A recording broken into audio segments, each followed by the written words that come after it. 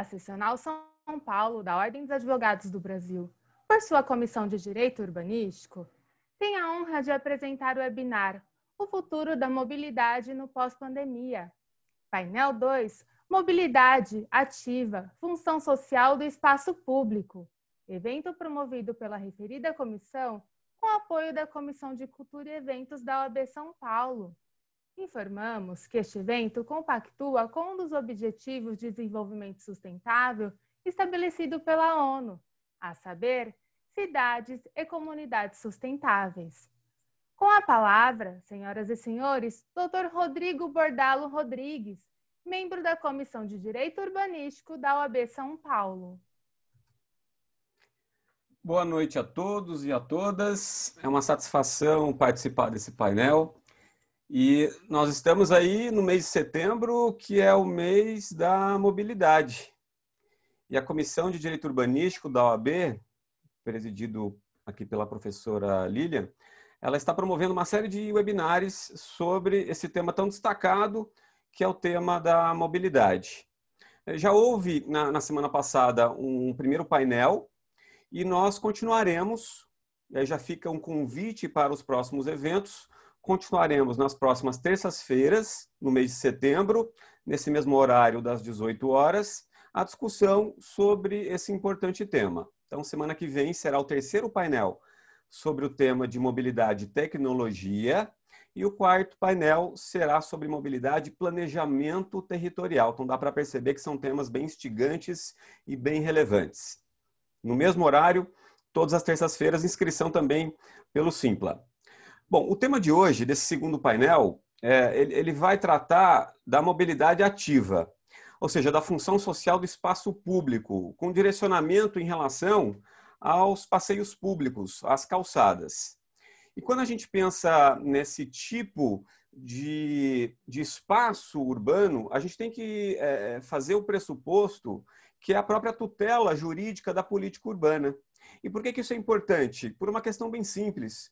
Porque a própria Constituição Federal se preocupou em tratar de uma tutela de política urbana. Isso está lá no artigo 182 da Constituição Federal. E vale lembrar, esse dispositivo, ele coloca que o objetivo dessa tutela urbanística, ele é o bem-estar de todos os habitantes. E ele envolve uma noção muito importante, que vem sendo discutida há bastante tempo, que é a noção de funções sociais da cidade. E observem bem que essa expressão está no plural. Não é uma função social da cidade. Ela não está no singular, ela está no plural. Funções sociais da cidade. Bom, e o que seria exatamente isso? Esse é um dos pontos que a gente vai discutir aqui nesse segundo painel, as nossas painelistas. Agora, eu queria adiantar rapidamente um ponto, no sentido de que o conteúdo, na medida em que a expressão está expressamente na Constituição, ela está no plural, ela significa várias coisas, várias coisas. Então, integra essa tutela urbanística várias formas de manifestação. Para aqueles autores que estudam especificamente o direito urbanístico, eu cito aqui, por exemplo, as lições da professora Daniela Libório, que é uma destacada professora de direito urbanístico da PUC de São Paulo. Ela tem um livro que trata exatamente disso, Elementos de Direito Urbanístico. Ela coloca muito bem o seguinte: desde a década de 30 do século passado, por meio da Carta de Atenas, que data de 1933, a gente pode dizer que as funções sociais da cidade envolvem quatro funções, quatro funcionalidades. Quais seriam elas? Primeira, habitação. Segundo, trabalho. Terceiro, lazer. E quarto, é justamente aquilo que nos interessa, a função referente à circulação. A circulação das pessoas nesse espaço urbano. Ou seja, a gente está falando de mobilidade, que integra, portanto, essa seria a nossa primeira ideia, ela integra justamente um dos aspectos da função social da cidade. Inclusive, a gente tem uma lei de política nacional de mobilidade urbana, que é uma lei de 2012, está fazendo aí 8 anos de existência. Bom, e um dos aspectos da mobilidade, que é justamente isso que as nossas painelistas irão abordar, é o fluxo de pedestre. Ou seja, aquele em que tem como suporte físico as calçadas, ou aquilo que a gente chama de passeio público. O que eu queria, efetivamente, para abrir aqui o nosso evento, é justamente compartilhar com todos de que, para quem estuda o direito urbanístico como eu, como a professora Lilian, como todos aqui presentes, a gente não observa muitas discussões a respeito desse importante tema. Não há discussões jurídicas, não há discussões extrajurídicas em relação a passeio público. Não há muita discussão, inclusive, em relação à própria jurisprudência, embora muitas vezes aqui ou acolá aparece alguma decisão envolvendo esse importante tema. E a gente sabe, efetivamente, que caminhar pelas cidades brasileiras, ela muitas vezes ela representa uma verdadeira aventura, digna de Indiana Jones, de caminhar com sucesso por muitas calçadas em várias cidades brasileiras. Então, eu destaco aqui a iniciativa da Comissão de Direito Urbanístico de trazer esse tema para debate e destaco a presença aqui das nossas painelistas. Então, a gente vai começar justamente as apresentações. E a primeira que vai se manifestar, que vai nos brindar aqui com a sua experiência, com o seu conhecimento, é a professora Lilian Regina Moreira Pires. Todas as nossas painelistas têm um currículo extenso e qualificado. Eu vou aqui fazer uma síntese para a gente mostrar que efetivamente são pessoas super qualificadas naquilo que elas estão se manifestando, que elas vão abordar. A professora Lilian, ela é presidente da Comissão de Direito Urbanístico da OAB São Paulo. Ela é mestre e doutora em Direito pela PUC de São Paulo. Ela é professora de Direito Administrativo e Urbanístico da Universidade Presbiteriana Mackenzie. Isso eu posso dizer que é o currículo formal da professora Lilian. Agora eu vou dar uma contribuição pessoal, o currículo informal da professora Lilian. Posso dizer, conheço a professora Lilian há bastante tempo, uma grande amiga, e posso dizer, sem sombra de dúvida, que ela é uma das pessoas mais engajadas que eu conheço no estudo e na implementação justamente desse tema, das funções sociais da cidade. Ela é muito envolvida em relação a esses temas, então ela certamente vai passar muitos aspectos relevantes em relação a esse tópico. Muito obrigada, Bordalo. Boa noite a todos, um prazer estar aqui. É uma alegria dividir esse painel com as minhas colegas, as meninas da pesquisa e da luta pela mobilidade. Muito obrigada pelo convite, obrigada por aceitarem estar aqui, né? Obrigada à comissão, obrigada, Bordalo, por estar fazendo a nossa mediação. E é uma felicidade para a gente, eu vou tentar ser bem rápida nessa introdução, a existência da comissão. Eu tenho ressaltado, a gente temos em todos os nossos eventos, é a primeira vez que na OAB nós temos uma comissão independente de direito urbanístico. Ela sempre foi atrelada à comissão de direito imobiliário. Então, é uma felicidade esse espaço de discussão numa casa institucional de representatividade como a OAB. Então, aqui fica meu agradecimento, inclusive, à própria OAB, por esse espaço que nos foi concedido e que nós estamos trazendo todas essas discussões muito importantes. E, nesse mês da mobilidade, a provocação que todas essas terças-feiras é trazer e apresentar para essa comunidade jurídica e extrajurídica. E extrajurídica por quê? Porque a nossa comissão ela é multidisciplinar. Ela conta com, claro, advogados, mas com arquitetos, com engenheiros, historiadores, geógrafos. E ela representa a complexidade que é estar num ambiente urbano e nas nossas cidades. A cidade tem uma complexidade bastante grande. E no tema de hoje, nós vamos abordar esse item da mobilidade que, junto com todos os outros modais, é muito importante, que é a chamada calçada. A mim, me coube, eu vou fazer uma apresentação e até peço licença para as minhas companheiras de mesa, porque é uma informação jurídica e ela é muito importante, porque, como falou o Bordalo, nós, no ambiente jurídico, não discutimos esse assunto. Então, há uma necessidade premente de melhoria da caminhabilidade, mas o universo jurídico não faz, e eu vou apresentar para vocês hoje o primeiro acórdão para que vai se transformar e é um paradigma, que tratou desse assunto e tratou a calçada como um elemento da função social, de uma das funções sociais da cidade. Então, feita essas considerações iniciais, eu fiz aqui vou compartilhar aqui com vocês uma tela. Eu prometo que você rápida tentar ser bem objetiva na minha apresentação. Tá aparecendo aí para vocês?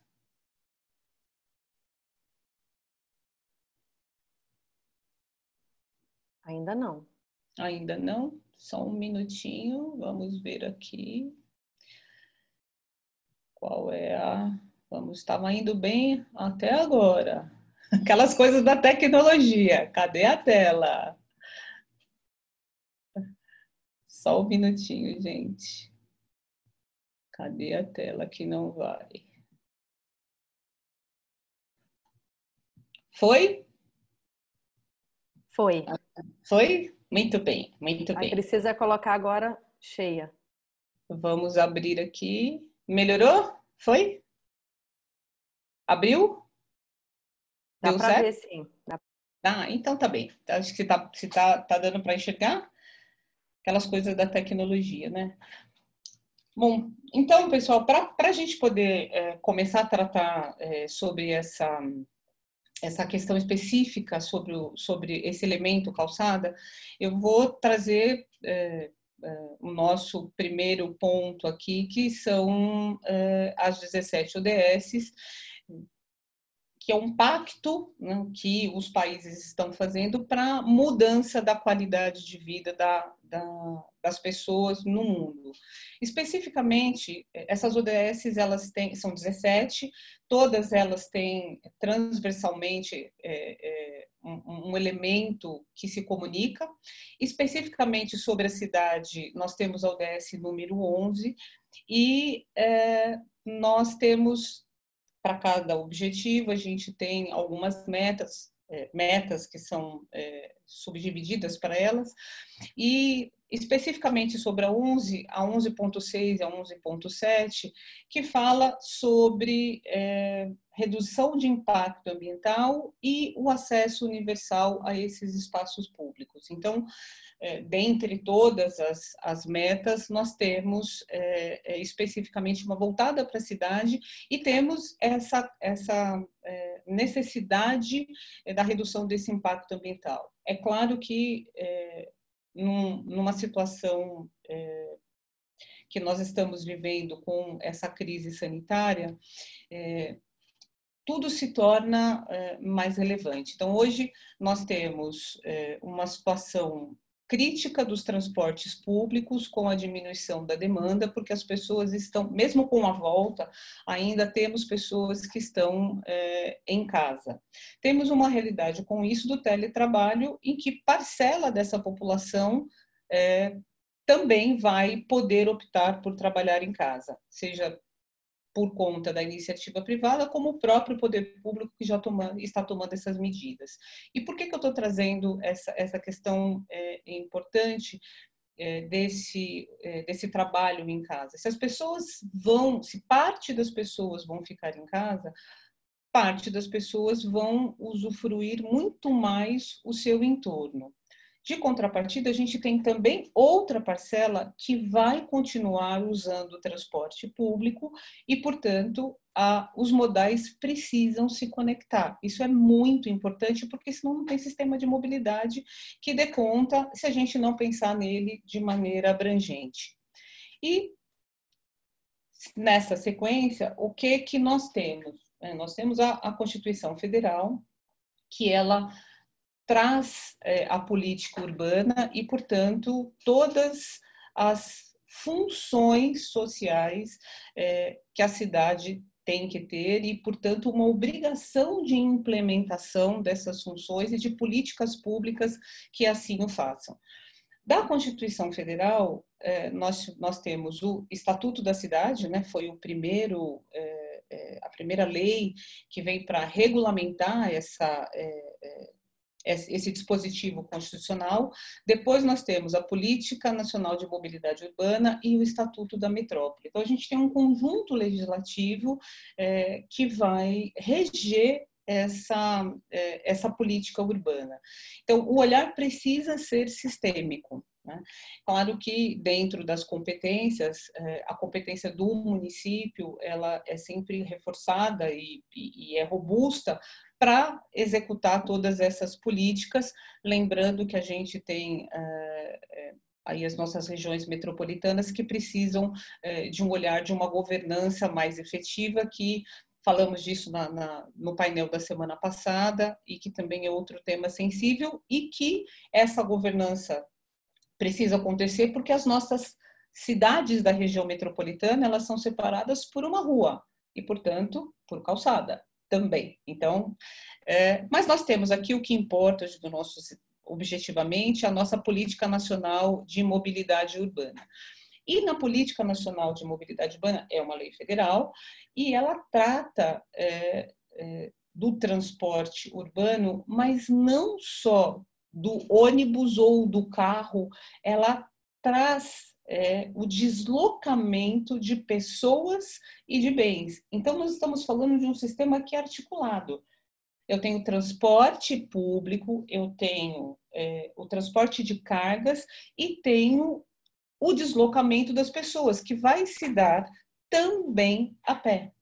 Então, quando nós estamos tratando de deslocamento, de mobilidade, estamos também falando do caminhar. E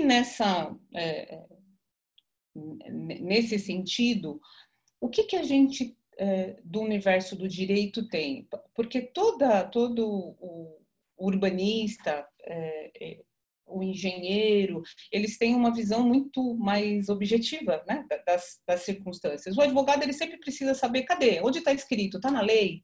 Isso existe?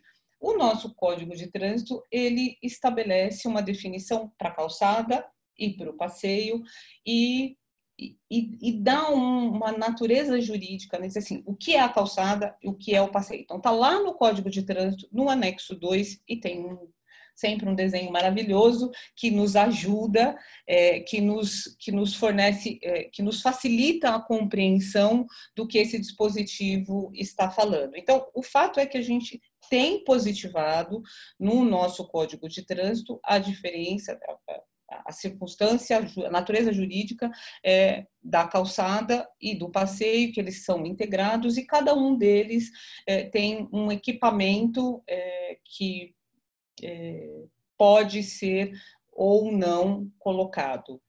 Só que este é o meio, de fato, popularmente, onde a gente conhece e trafega, que é a calçada. Todo mundo conhece a calçada. Muito bem, esse espaço, ele é um espaço público. Então, a calçada é um bem de uso comum do povo. Está lá no Código Civil, o artigo 98 classifica, tem 3 classificações de bens, e nós estamos falando dessa calçada como um bem público. Então, nós temos o Código de Trânsito, nós temos o Código Civil, dando a classificação de bem público, nós temos uma política de desenvolvimento urbano, cuja competência é do município e, portanto, a gente tem uma obrigação dessa municipalidade de efetivar e garantir o bem-estar de todos os seus cidadãos. Mas o que acontece em todas as cidades brasileiras, ou pelo menos na grande maioria? Da pesquisa que foi feita, nós pegamos todas as capitais, né? Não pegamos todas, dos 5.570 municípios. Eu, pessoalmente, não conheço o município que ainda não tenha feito essa modificação. Tem algumas propostas, eu não tenho certeza se tem algum que já implementou. Mas de todas as capitais, a manutenção por esse bem é do proprietário. Então, quem é responsável por manter a calçada, embora bem de uso comum do povo, é o proprietário. O que isso resulta? Isso resulta em algumas deformidades. Por quê? A prefeitura, qualquer prefeitura que seja, não tem capacidade de fiscalização. Isso é um fato, né? É um fato.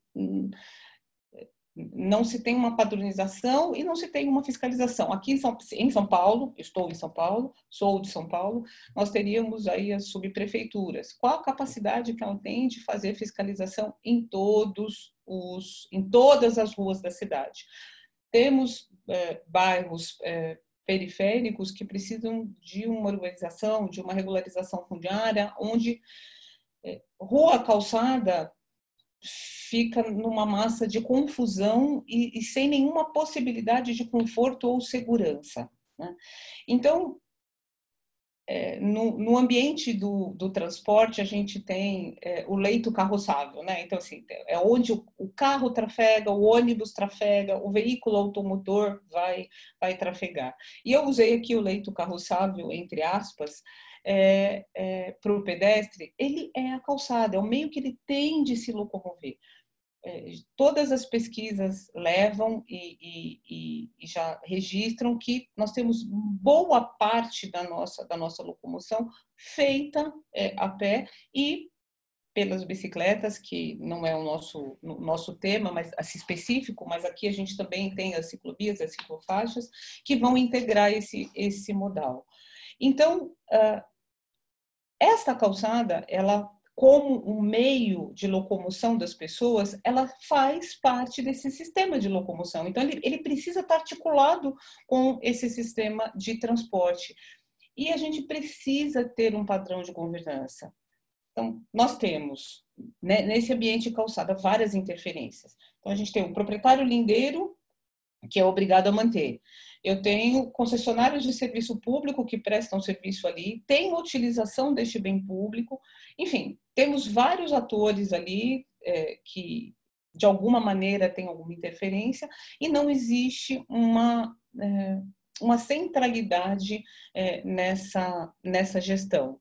E, é claro, existe uma discussão sempre muito intensa sobre como um município vai ter recursos dentro de tantas ausências, que é o tal do financiamento desse modal, como é que ele vai garantir a manutenção dessas calçadas. E esse é o nosso desafio, a nossa grande provocação aqui para o universo do direito e para todas as outras áreas do saber, porque a gente precisa começar a pensar nisso de forma criativa. O plano de mobilidade da cidade de São Paulo, ele tem um entendimento que esta gestão ela precisa ser da municipalidade. Ele sugere isso, né? Ele diz, olha, para eu ter uma governança nessa mobilidade, eu preciso ter um único ator que gerencia e que organiza esse meio de locomoção. E, portanto, assim, do ponto de vista legal, só para a gente deixar isso bem claro, nós temos elementos, nós temos legislação que define esse espaço como um espaço, primeiro, público e integrante dessa mobilidade. Embora essa visão fique sempre muito confusa e distorcida e pouco pensada ou discutida. Isso se reflete também nos nossos tribunais. Então, a professora Daniela, junto comigo, nós fizemos um artigo recente, está para ser publicado, assim que possível a gente disponibiliza, tratando da função social da calçada, trazendo todos esses elementos e a análise de decisões dos tribunais. E nessa análise que nós fizemos, nós encontramos a esmagadora maioria dessas decisões judiciais, ou elas estão tratando de responsabilidade civil, ou seja, alguém que se machuca nessa calçada, né?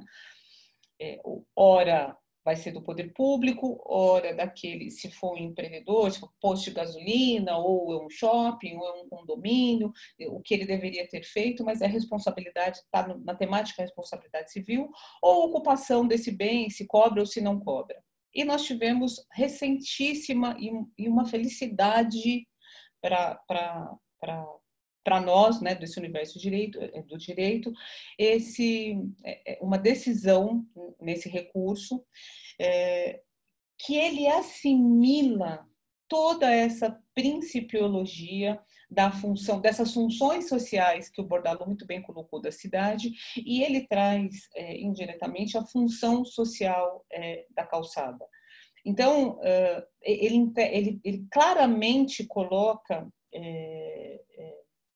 esse elemento de deslocamento como um elemento que precisa estar conectado com toda a política pública e precisa ser respeitado como um espaço que precisa atender essa função social. E essa função, e as minhas duas, tanto a Clarice quanto a Paula, vão falar brilhantemente sobre todos esses usos e o quanto é importante a sensibilização de todos nós, e principalmente desse universo do direito, que vai lá no judiciário dar a solução para muitos conflitos, do que significa esse uso e da importância desse uso. Então, esse foi o único, é de 2020, é o primeiro acórdão que trata especificamente que pontua a calçada como um elemento dessas funções sociais. E ele fala uma coisa muito interessante, está aqui em vermelho: calçadas integram o mínimo existencial do espaço público dos pedestres. Então, que é a maioria da população. Então, é muito interessante, acho que para o universo do direito, ele passa a ser, de fato, um paradigma para nós, né? E, portanto, ele nos dá mais força e musculatura para essas discussões que a gente provoca aqui hoje, que espera que se perpetue. Então, chegando aqui, para finalizar aqui a minha fala, e depois a gente vai para os debates, esse elemento, né, da cidade, que é a calçada, ele precisa ser seguro, ele precisa estar integrado com com esse olhar da cidade dentro do seu desenvolvimento urbano, com a mobilidade, ele faz parte da mobilidade, e precisa ser tutelado e precisa ser olhado com muita cautela. Então, nós temos a utilização de vários tipos de pessoas, com vários tipos de necessidade, e pensando num ambiente, no meio ambiente seguro, de qualidade, a diminuição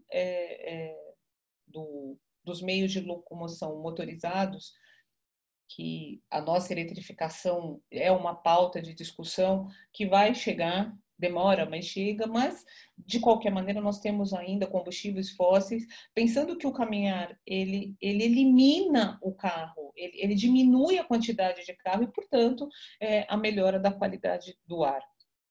E aí a gente tem, pensando nesses financiamentos, questões que são bastante complicadas, né? Para quem é do direito sabe disso. O Estatuto da Cidade traz a contribuição de melhoria como um dos seus institutos, e aí nós precisamos revisitar essa contribuição de melhoria. Contribuição de melhoria é muito difícil de aplicar, a legislação é muito confusa, o tribunal acaba com todas elas, porque não se tem uma forma de calcular o benefício daquela atividade da administração pública naquele bem. Então, se a administração pública vai cuidar da calçada, melhora a condição do seu imóvel, temos a contribuição de melhoria, mas é uma legislação que precisa ser revisitada. Nós precisamos, então, pensar em formas de financiamento, né? De alguma maneira, em São Paulo já houve um fundo para isso. Nós temos na legislação de trânsito um dinheiro que é arrecadado das multas, que é só utilizado para a educação, então, educação de trânsito. Por que não? A gente não pode repensar nessa utilização. Nós precisamos tratar de coisas com a lei posta e nós precisamos também pensar numa transição legislativa para isso, tá? Então, formas inteligentes de se trazer esse financiamento. E esse é o nosso propósito aqui. Nós temos as fachadas ativas do Plano Diretor de São Paulo, que vai funcionar muito bem em alguns lugares da cidade, para grandes empreendimentos e para áreas centrais. Então, é difícil pensar em fachada ativa com benefícios na cidade e nas áreas mais desguarnecidas, mas, de toda maneira, são maneiras de financiamento e que estariam dentro dessa discussão. Então, nós temos dentro dos instrumentos, a provocação aqui é que parar para pensar e buscar meios dessa transição, pensando que nós temos um elemento da cidade que integra a mobilidade e que, portanto, precisa ter uma função social absolutamente tratada, bem tratada, e que tem que ser um espaço seguro, um ambiente tranquilo, um ambiente que se possa optar por fazer coisas a pé, sem medo e com segurança. E eu encerro aqui para a gente poder... Eu não coloquei o meu cronômetro, espero não ter passado os meus minutos, e ficamos para os debates. Eu agradeço a atenção e peço desculpas por uma fala tão técnica. Obrigada.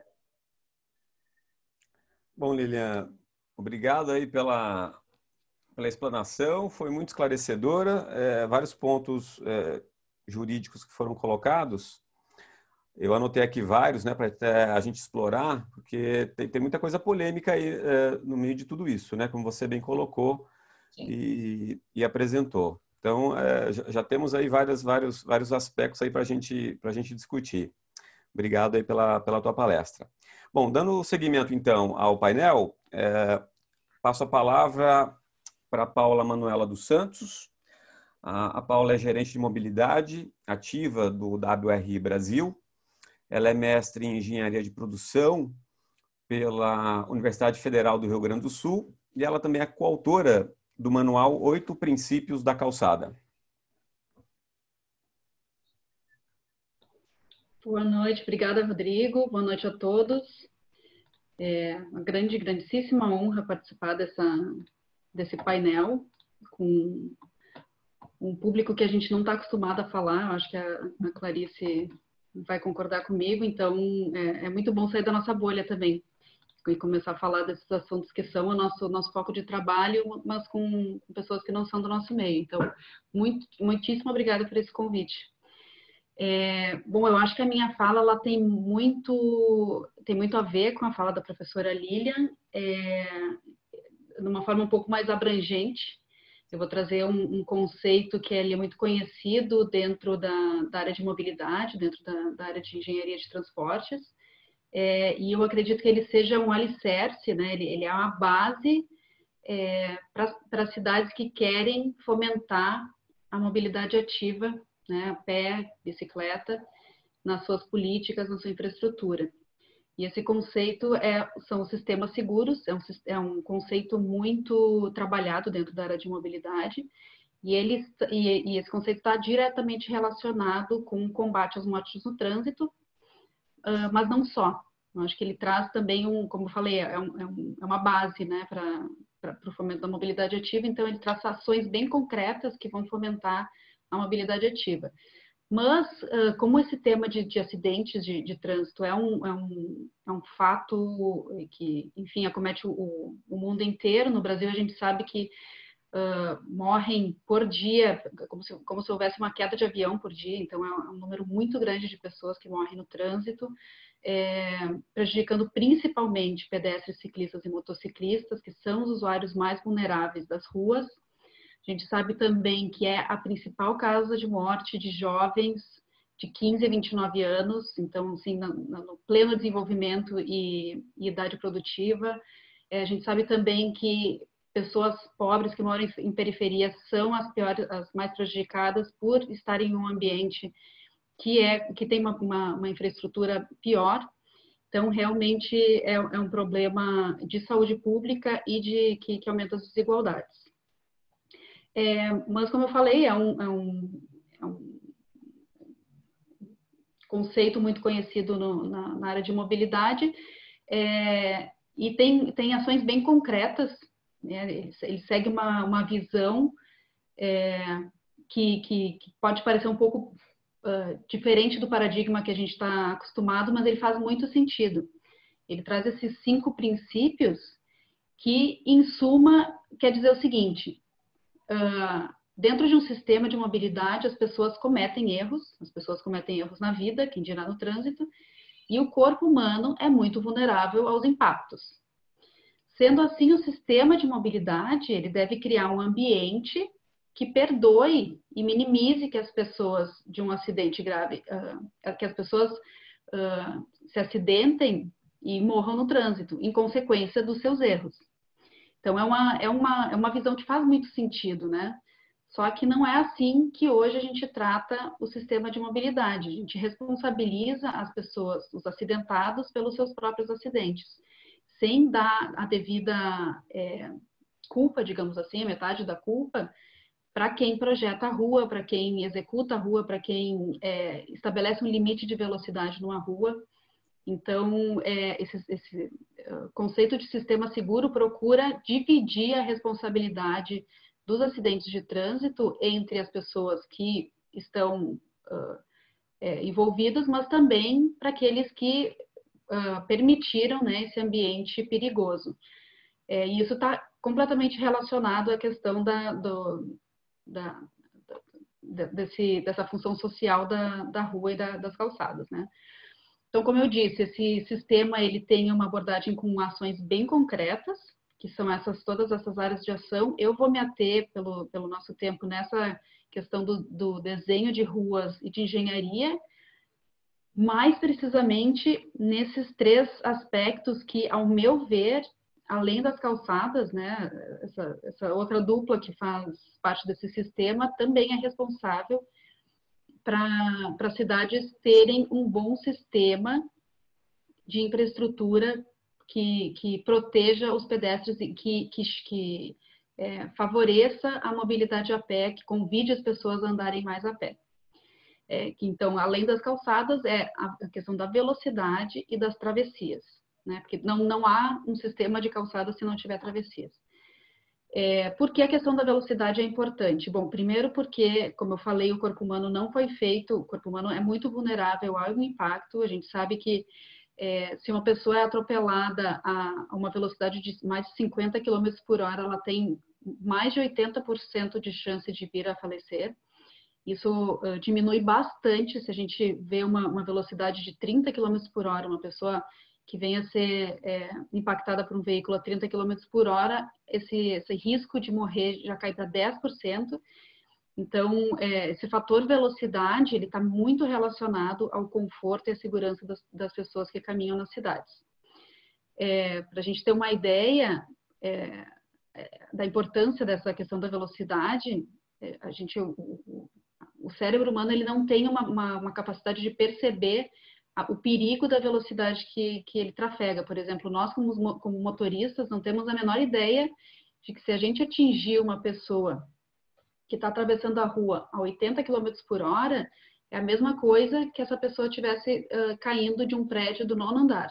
Então, por isso que a probabilidade dela de morrer é muito alta. É como se as pessoas que estivessem atravessando a rua estivessem atravessando numa ponte, num precipício, porque o risco dela se ferir gravemente é muito alto. Então, a gente se pergunta, né, por que o nosso Código de Trânsito permite velocidades tão altas nos centros urbanos? O nosso Código de Trânsito permite velocidade de até 80 km por hora nos centros urbanos, mas as cidades, cada uma das cidades tem a possibilidade de estabelecer os seus próprios limites de velocidade. Nem toda cidade precisa ter uma rua de 80 km por hora, obviamente. Esse amigo aí da foto, o Graham, ele tem um estereótipo de uma pessoa que aguentaria um impacto de um carro, por exemplo. Ele é muito diferente da gente. Ele tem pernas muito mais fortes, com uma estrutura óssea muito reforçada, um tórax também reforçado, com pequenos airbags no tórax. Ele não tem pescoço, ele tem uma cabeça que por si só já é um capacete. Então, essa é uma imagem que foi feita para a gente perceber o quanto o nosso corpo é vulnerável e ele não foi feito para aguentar grandes impactos. Então, isso justifica a redução de velocidade nas ruas, porque os seres humanos, como eles são feitos, eles não são compatíveis com o ambiente urbano que a gente está acostumado a conviver. Ainda nessa questão de velocidade, não é tão simples a gente conseguir uma velocidade adequada nas ruas que seja compatível com a nossa fragilidade. Não basta a gente estabelecer um limite de velocidade de 30 km por hora, que seria aquele que não causaria tantas fatalidades no trânsito, se a rua está nos convidando a exceder esse limite de velocidade. Qualquer um aqui que dirige, se estivesse dirigindo nessas ruas que mostram as fotos, provavelmente não trafegariam a 30 km por hora, principalmente nessa rodovia da foto da direita, porque ela nos convida, quando a gente menos espera, a gente já está excedendo esse limite de velocidade. Então, o que a gente estuda? Desenhos de vias que são adequados à velocidade que o limite de velocidade que está estabelecido. Por exemplo, essas ruas dessas duas outras fotos, elas têm um desenho adequado para a redução da velocidade. Isso é essencial para que as cidades percebam essa diferença e é muito mais eficiente do que uma fiscalização, né? Se o ambiente da via já é desenhado para que os carros trafeguem numa velocidade menor, tem muito menos chance das pessoas cometerem erros e acabarem machucando as outras pessoas que estão convivendo nesse espaço urbano. Da mesma forma, para vocês terem uma ideia de como as cidades hoje não são projetadas para as pessoas, para os pedestres, aqui nessa foto mostra uma rua qualquer e vocês podem perceber que no meio dela tem um canteiro com as linhas de desejo das pessoas, ou seja, por onde as pessoas realmente passam e não pela rota que foi desenhada para elas andarem. Muitas vezes a gente se pergunta, né, por que as pessoas não usam a faixa de pedestre? Mas a gente deveria se perguntar, será que essa faixa de pedestre está onde as pessoas passam?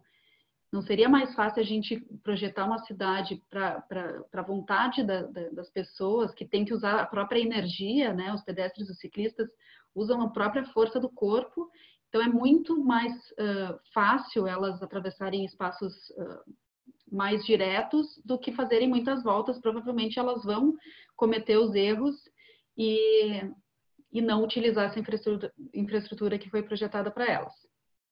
E fazer esses caminhos mais diretos. Mas quando a gente fala de desenhar a cidade para os pedestres, a gente não está querendo dizer que esse espaço também não pode ser projetado para os outros usuários. Então, dentro desse conceito de sistemas seguros, um outro conceito talvez um pouco mais palpável, né, porque ele fala diretamente de infraestrutura, é esse conceito de ruas completas, que é um conceito mais holístico do ambiente viário, onde a gente procura dar espaço para todos os usuários da via com conforto e segurança. Isso não quer dizer, por exemplo, que todas as ruas têm que ser desenhadas da mesma forma, né, com calçadas largas. Agora a gente vai fazer todas as avenidas com calçadas de 7 metros, não é isso. Cada rua tem uma vocação. Algumas vão precisar ter um tráfego de ônibus, outras vão ter que ter um tráfego de veículos, um fluxo de veículos maior, e cada rua vai acomodar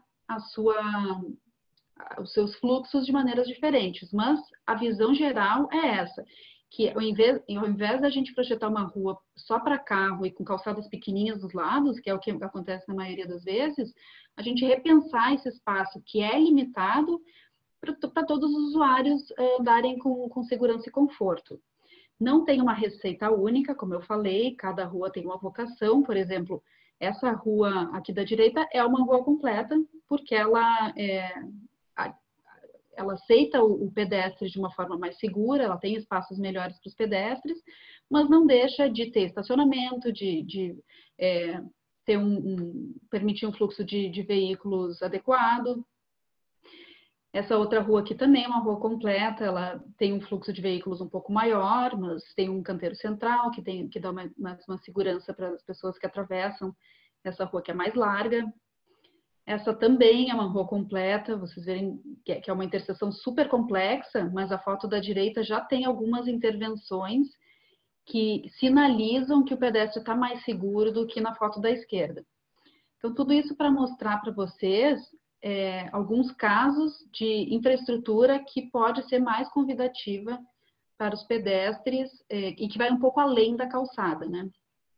Aqui algumas intervenções na cidade de São Paulo, para mostrar também essa opção de intervenções de baixo custo, que não necessariamente baixo custo com relação a uma obra viária complexa, né? Não necessariamente elas são super baratas, mas para mostrar que coisas podem acontecer de forma muito mais rápida, né? Essa faixa de pedestres aí foi pintada em uma noite, e esse tipo de intervenção ela tem o benefício de ser flexível caso essa infraestrutura não dê tão certo, né? No caso dessa rua, o primeiro teste foi tentar aumentar a calçada, né? A área onde os pedestres caminham, mas na verdade a vocação dessa rua era ser totalmente pedestrianizada, porque essa é uma rua de saída de uma estação de trem de São Paulo,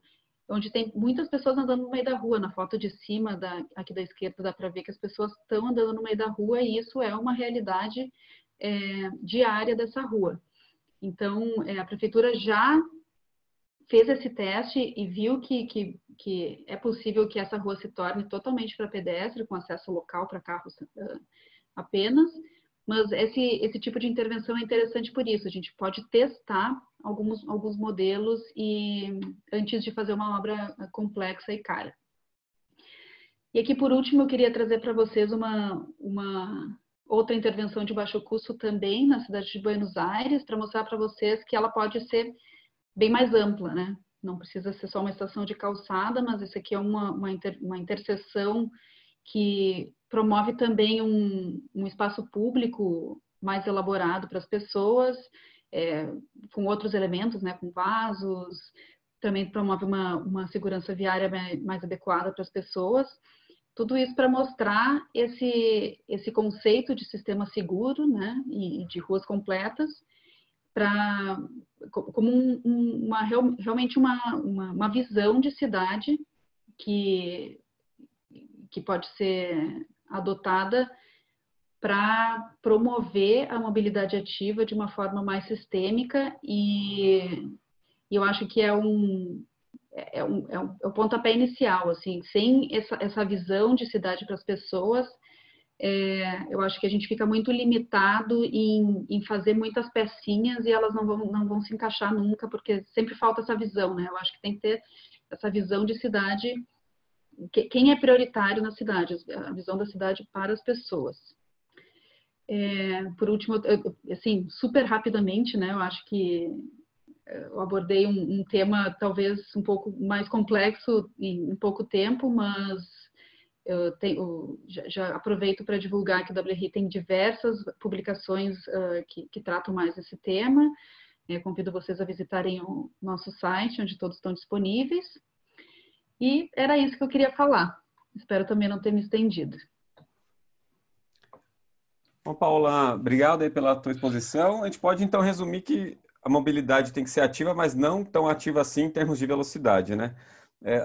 Os dados que você passou foram bem interessantes, e para o público, que maciçamente é um público do direito, esse tipo de informação, ou seja, um outro tipo de visão, é fundamental para a gente compreender esse mundo de mobilidade.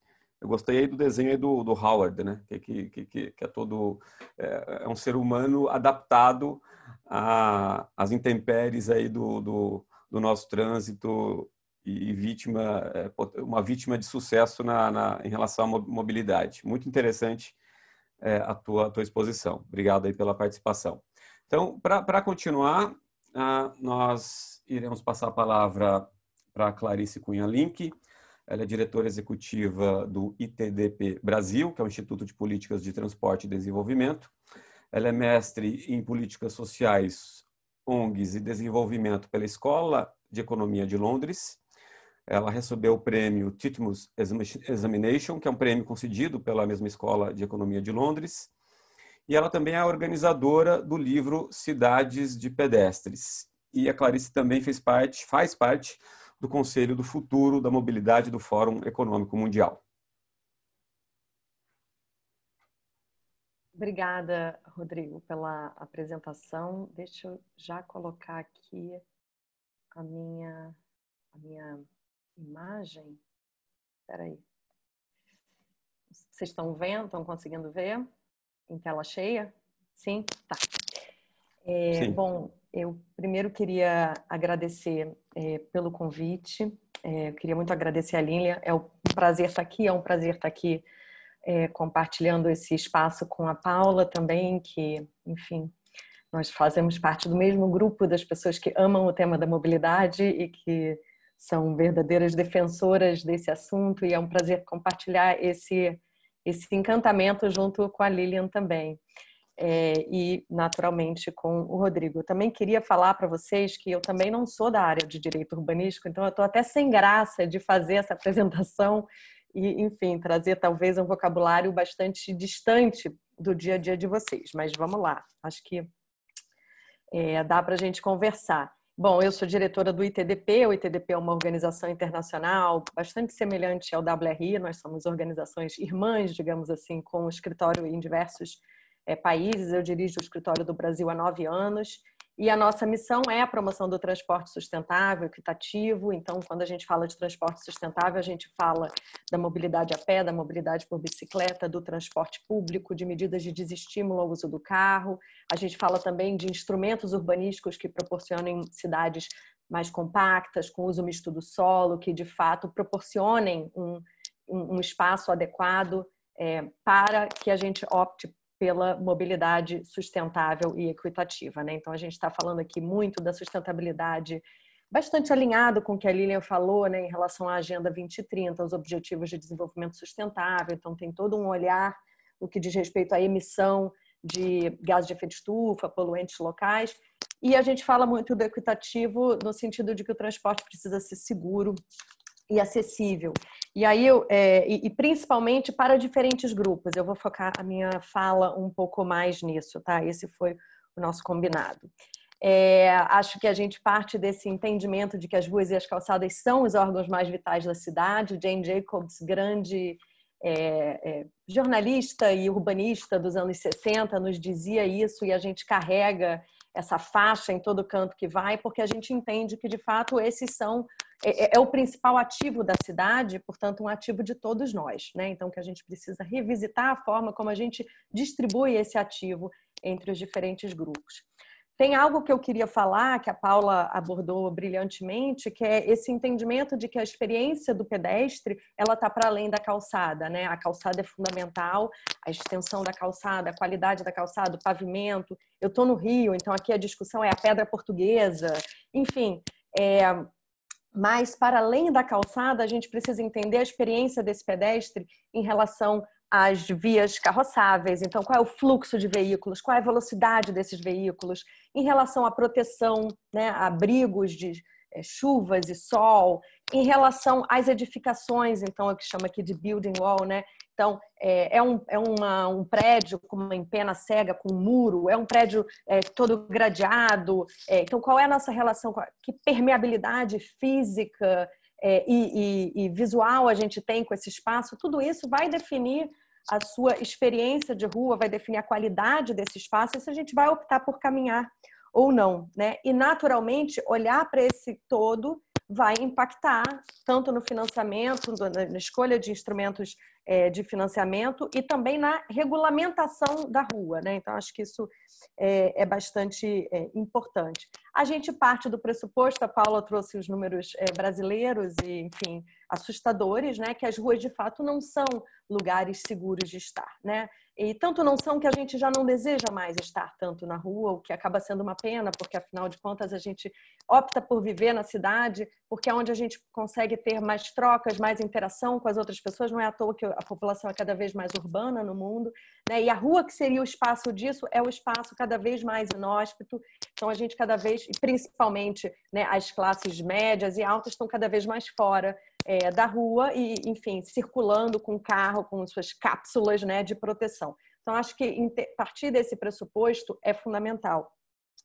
Esse slide, talvez ele seja um pouco confuso, eu só quero trazer ele, falar muito brevemente dele, né, mas para a gente entender, acidentes de trânsito e poluição do ar, por exemplo, são as principais causas de mortes de crianças, né?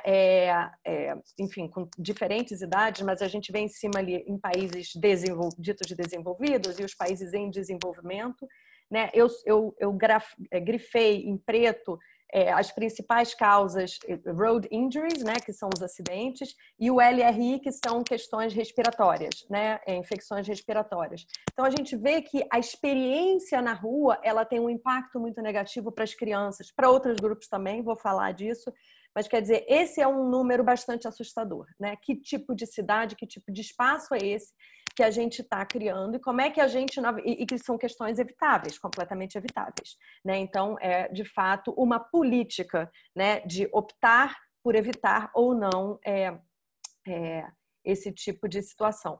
A gente sabe, essa não é uma particularidade brasileira, várias cidades, né, no mundo, a gente vive numa sociedade em que, de fato, existe uma grande preocupação da proteção da propriedade privada, né? E isso acaba impactando a forma como a gente circula na cidade. Então, aqui, você olharia e até falaria, é uma boa calçada, né? Uma calçada grande, está bem mantida, ali a Pedra Portuguesa está relativamente bem mantida, isso aqui é na zona sul do Rio de Janeiro, né? Então, é a área onde a qualidade do espaço público costuma ser mais enfim, mais garantida.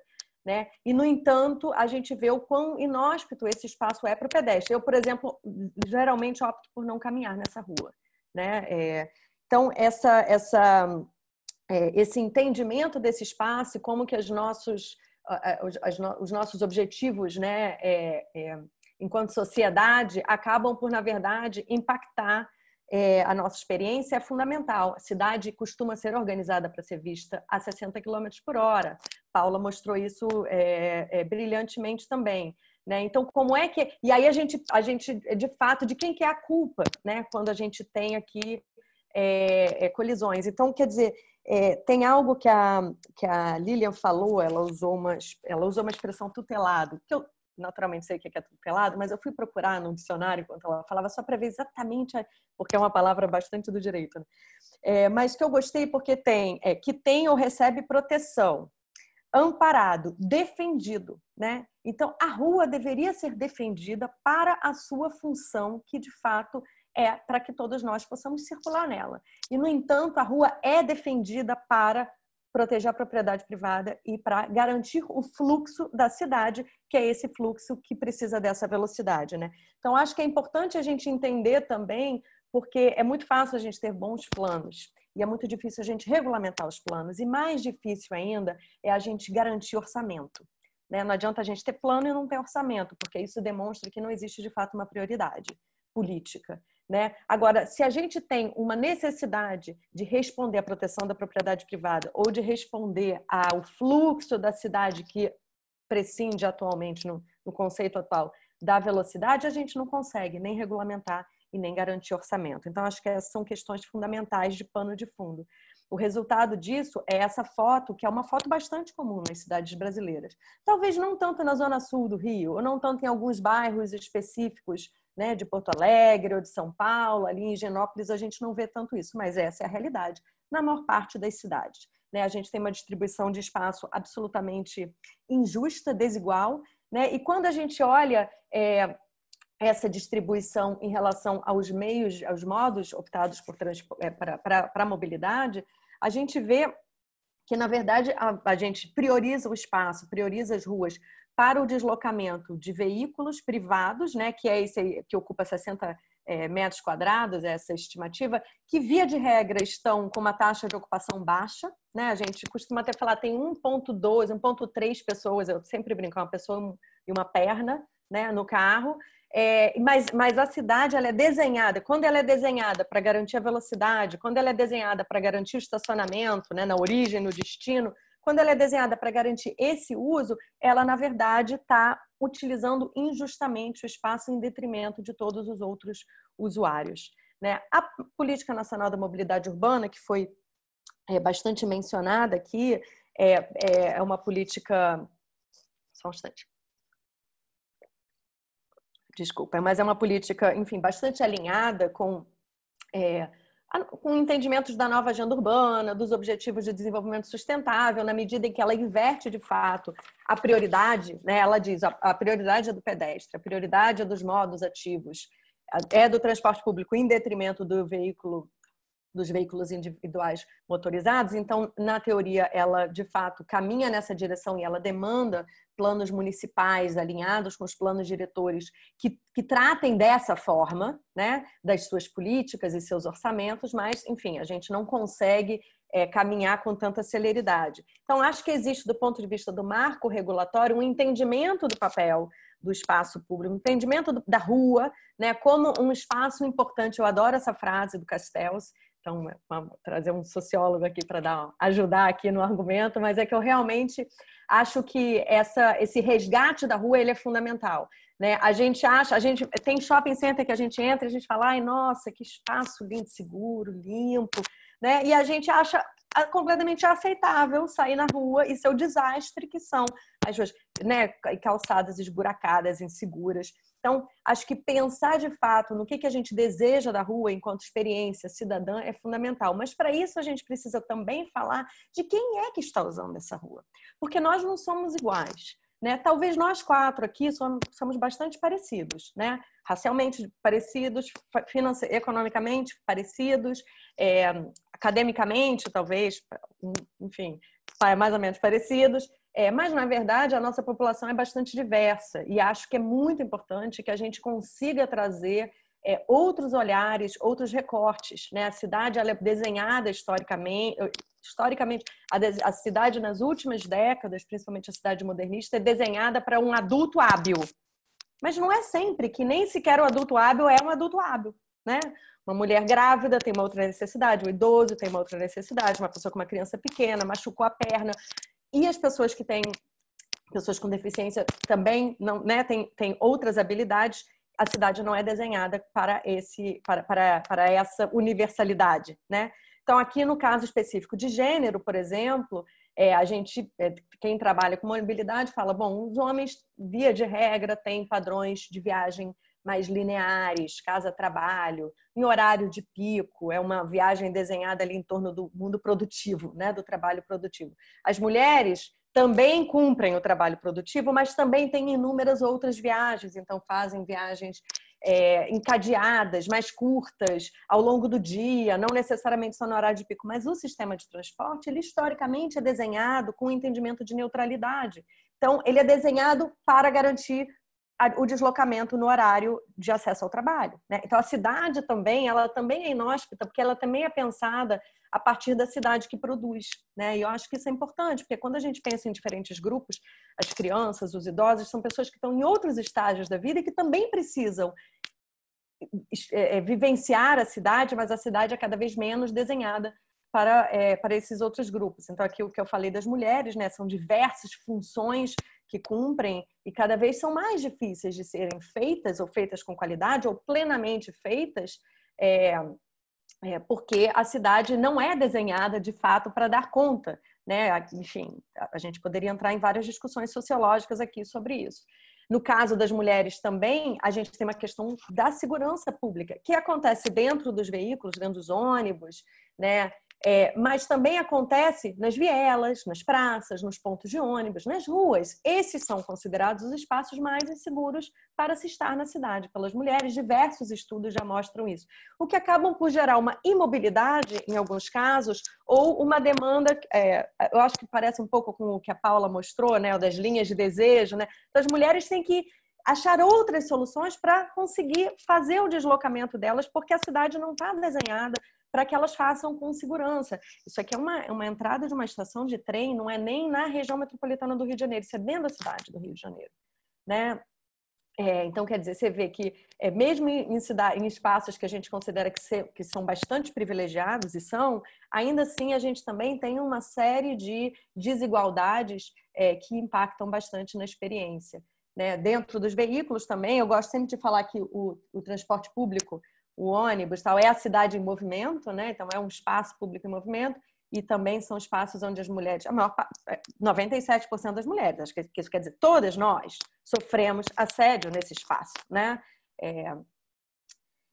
Tem vários estudos que já mostram que ter prioridade, que ter segurança, então aqui eu estou dando o exemplo da ciclovia, essa ciclovia da Paulista, ciclovia da Berrini, a gente também tem feito alguns estudos, aumenta significativamente o uso desse espaço por mulheres. No caso das ciclovias, a gente costuma falar que isso é muito importante, porque, enfim, acaba indicando que a infraestrutura é mais segura, é um proxy para a gente, né? Porque ele acaba dando uma prioridade ali e dando uma segurança. Não é a única coisa, acho que tem várias outras discussões em torno da infraestrutura cicloviária, mas, de fato, garantir esse espaço é uma disputa simbólica por espaço, né? E que é fundamental. A gente também tem uma questão aqui, saindo só da temática do gênero, mas uma população que envelhece, né? Os últimos dados da PNAD já mostram um aumento significativo da população que envelhece e é mais feminina também, né, no Brasil, e uma arquitetura muito hostil à mobilidade, né? Então, se nós estamos, enquanto sociedade, envelhecendo radicalmente, me conta como é que a gente vai fazer com essa, e não diria nem que é uma arquitetura, isso aqui é, de fato, né, o dia a dia de muita gente.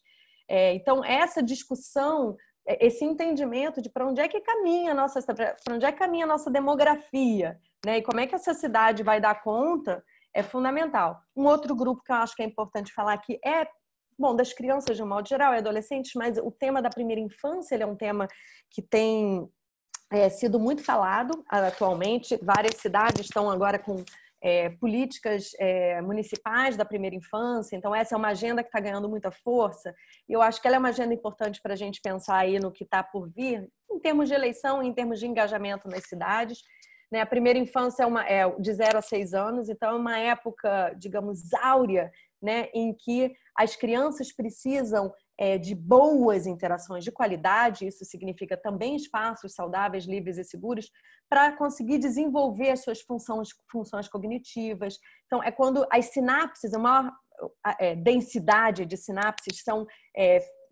acontecem, né, por dia, por hora, por segundo, e é nesse momento que as crianças desenvolvem a linguagem, que as crianças desenvolvem suas capacidades sensoriais, né? Então, falado que de 0 a 5, 6 anos, esse é o momento mais importante para garantir, de fato, a qualidade, né, do que vai acontecer na vida dessa criança mais para frente.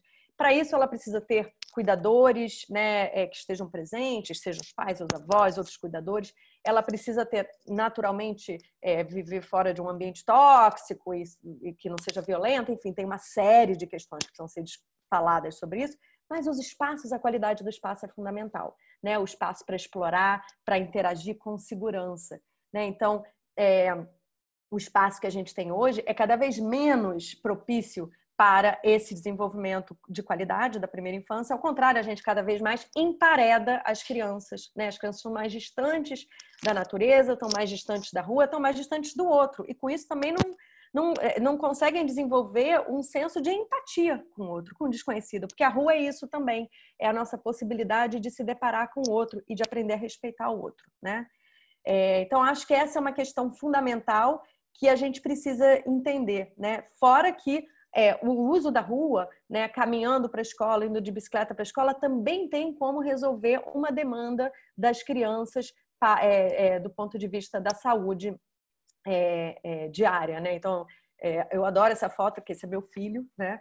E esse foi um dos únicos momentos que a gente deixa ele pedalar nessa rua, porque tem ali o Tachão, mas de fato é uma rua que passa ônibus, é uma rua de alta velocidade, e, enfim, bastante complicada. Esse também é um slide um pouco complexo, mas eu quero só resumir ele, que ele fala da velocidade, né, das cidades, uma velocidade média, que a Paula falou bastante, isso que eu acho que é interessante, assim, a velocidade do semáforo, né? Então, ao comparar com outras cidades o tempo do semáforo, o tempo de cruzamento das ruas, e ao comparar com o tempo que um homem hábil, uma mulher hábil, crianças, idosos, ou, por exemplo, homens, mulheres com crianças, a gente vê que, no caso aqui, São Paulo, por exemplo, você precisa ser um adulto hábil para atravessar com segurança, com tranquilidade, com conforto. Então, as cidades, elas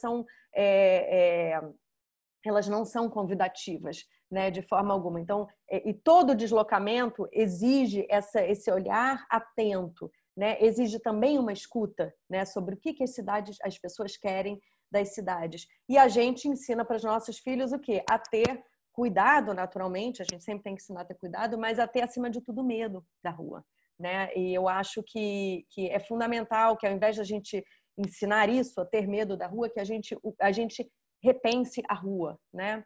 E aqui só um pouco fechando mesmo, tem uma série de discussões em torno da conectividade para a mobilidade ativa que é fundamental, né? Então, esse primeiro diagrama aqui da esquerda, né, que é essa rede orientada de fato por hierarquias, é uma rede que propicia o deslocamento dos veículos, né, versus uma rede orientada pela conectividade, que vai de fato priorizar o deslocamento das pessoas, né, um pouco assim das cidades medievais, vamos dizer assim, ou das, né, cidades portuárias, como eram no começo, as cidades coloniais, né, mas tem algo daquilo que a gente precisa resgatar, né, para a gente de fato propiciar essa escolha, né, com segurança. E isso é possível, porque eu acho que às vezes a gente fala, mas a cidade está construída, o que a gente vai fazer? Tem aí o exemplo das superquadras de Barcelona. Claro, Barcelona tem um planejamento urbano que propicia isso, mas há formas criativas da gente repensar, né, e pensar na vocação das ruas, né? A Paula falou disso, e repensar esse deslocamento, né? Então, de fechar algumas ruas, de fechar em núcleos, né, onde as pessoas podem circular com segurança e onde a gente não necessariamente precisa estender a calçada, porque a rua pode ser uma calçada, né? Então, acho que isso é interessante. E fechando aqui, a gente tende a achar nas nossas síndromes, né, de vira-lata, mas aqui não é possível, a gente não é europeu, isso é... Bom, enfim, nem os europeus nesse sentido, então, seriam os europeus de hoje, né? As cidades passam por transformações, né? São demandas que vão surgindo da sociedade e a gente precisa ser capaz de ouvir essas demandas, né? E de juntos construir uma inteligência coletiva para mudar a qualidade das nossas ruas e da nossa circulação, né? Então aqui Amsterdã já foi, né, um lugar inóspito e onde várias campanhas surgiram nos anos 60 por causa do número de crianças que estavam morrendo no trânsito, né? E hoje é a cidade que a gente conhece. Então, acho que essa é a minha contribuição e vamos partir, então, para uma conversa. Obrigada. Clarice, obrigado aí pela tua exposição. E, na verdade, as pessoas da área jurídica têm que ouvir essas coisas da sociologia, dos outros campos, sem sombra de dúvida. Obrigado aí pelos dados que você trouxe e a tua experiência em relação a isso. Aliás, uma pergunta ligeira para a Clarice em relação ao livro que ela está coordenando, Cidades de Pedestres. Clarice, esse livro é exatamente sobre o quê? Compartilha aqui com a gente. Esse foi um livro que a gente lançou há 2 anos, é um livro que tem 15, se não me engano, são 15 artigos, escritos muitos da academia, né? Então, muitos engenheiros, mas também pessoas da área de saúde pública, pessoas falando sobre qualidade do ar. Então, são diversas temáticas, a gente olhou pelos, né, impactos, e o foco, de fato, era na caminhabilidade, né? Então, a gente não tem muitas publicações no Brasil, livros acadêmicos com esse olhar sobre a caminhabilidade. Tem, enfim, alguns artigos que falam sobre metodologias para avaliação de rua, para desenho de rua, outros artigos que falam, de fato, de impactos e da história também, né? Apanhados históricos de como é que a gente chegou até aqui. Então, é um livro que está disponível online, eletronicamente. A gente não conseguiu ainda fazer uma tiragem, ele esgotou logo. Então, no site do ITDP, itdpbrasil.org.br, é possível baixar essa publicação. Ah, que ótimo. Boa notícia. Bom, vamos agora então dar início aos debates. Nós já temos aqui algumas perguntas que foram realizadas. Vamos iniciar aí pela pergunta jurídica feita pelo Tiago, em relação à revisão do IPTU progressivo. Então, eu vou ler aqui a pergunta, fica mais fácil, embora esteja aqui no chat. Seria o caso, no âmbito jurídico, se rever o IPTU progressivo, ou seja, a área tributária, bem como o Código de Obras, na área administrativa, para contemplarmos concretamente as funções sociais? Aí, essa pergunta seria para a Lilian, né? Área jurídica. É assim, de novo, né? Esse é um tema que está na esfera tributária. A gente já tem aí a progressividade do IPTU para o descumprimento da função social. De novo, a gente precisa pensar em vários segmentos e possibilidades jurídicas de implementação. Então, a gente teria que fazer aí, eu não consigo dar uma resposta, não sou tributarista, né, não é minha área, nesse momento de bate-pronto, se essa mudança teria reflexos na mobilidade. O que eu acho que a gente precisa, o que de fato para mim tem um ponto importante, pensando na financiabilidade, é pensar nas formas da contribuição de melhoria, que precisa ser revisada, como forma de contribuição social de todos para essa cidade que é para todos. Então, eu não consigo, Tiago, dar essa resposta para você de pronto, principalmente pensando sobre o aspecto tributário. Acho que a gente precisaria de uma meditação. Não sei se o Bordalo tem alguma opinião sobre isso já formada. Bom, o moderador vai se atrever a fazer algum comentário aqui. Pode. Não, na verdade, assim, o que muitas vezes a gente observa, na verdade, é que muitas vezes o problema não está na legislação, né? A legislação, muitas vezes, como a Lilian bem colocou, ela já tem aí um regime satisfatório para resolver, para implementar essas funções sociais. A Lilian acabou de colocar aqui, já existem instrumentos urbanísticos, basta a gente dar uma olhada no Estatuto da Cidade para verificar que existem mecanismos de implementação. O que muitas vezes o problema, e esse é o problema, aí de novo aí a sociologia pode explicar, né, Clarice? É a questão da implementação disso, da implementação prática e da própria aceitação desses modelos pela própria sociedade.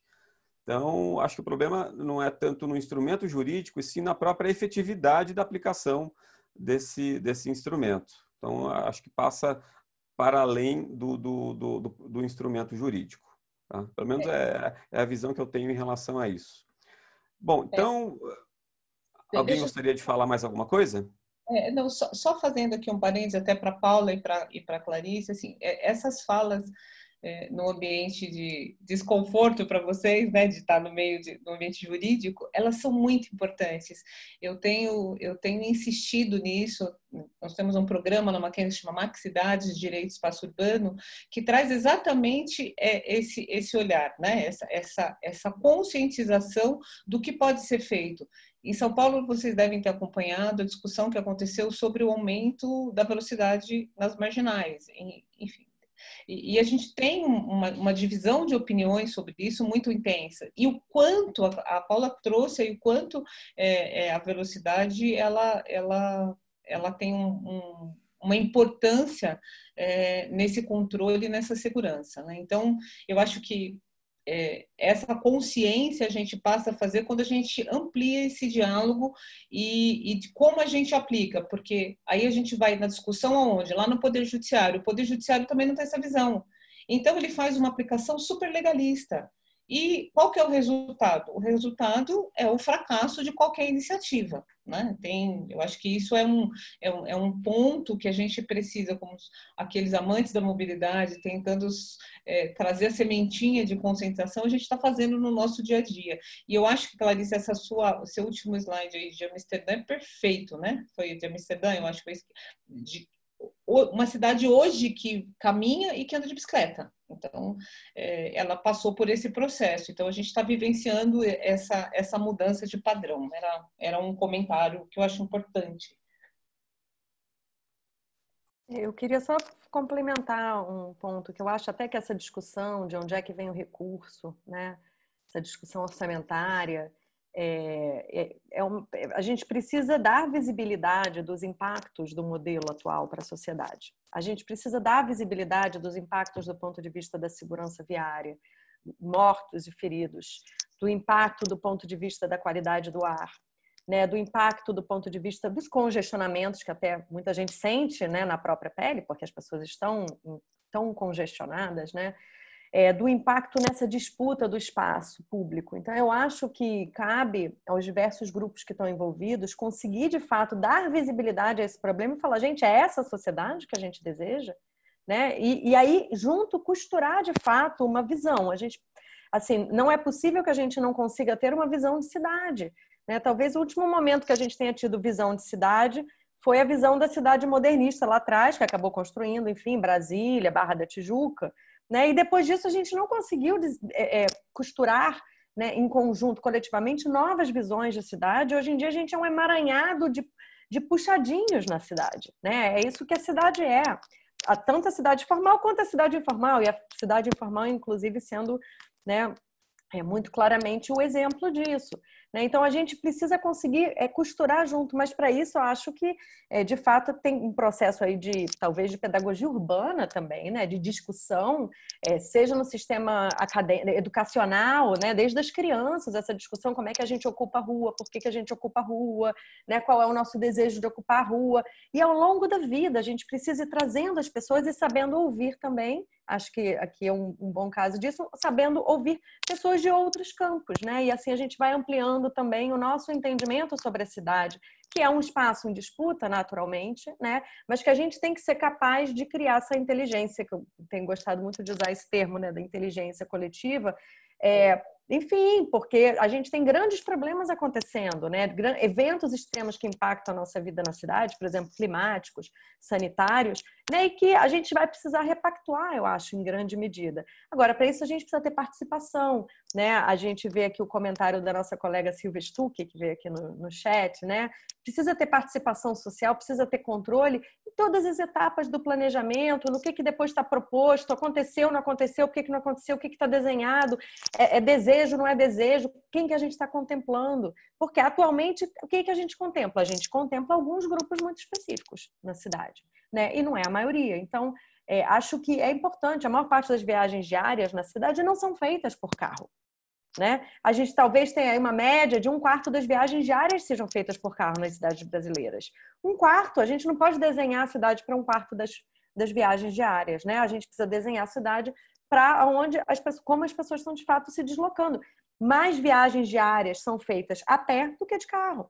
Né? A maior parte está no transporte público, principalmente o ônibus. Mas, enfim, que as pessoas também precisam caminhar para chegar no ônibus, né? Precisam caminhar para sair do ônibus. Então, acho que tem, de fato, uma discussão importante aí sobre essa discussão sobre visão, quem está envolvido nessa discussão, o quão efetivo é isso, ou simplesmente protocolar, né?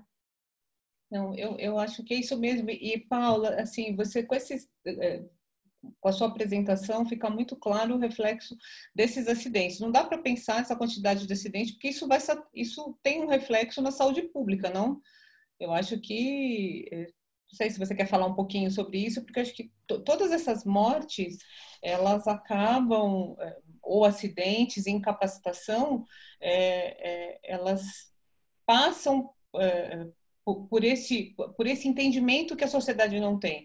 Quanta gente está dentro do seu carro achando que a velocidade quer chegar logo no lugar, então assim ele vai rápido, ele precisa chegar rápido, e o que acontece e qual que é o resultado de tudo isso, né? Acho que exatamente é esse o ponto.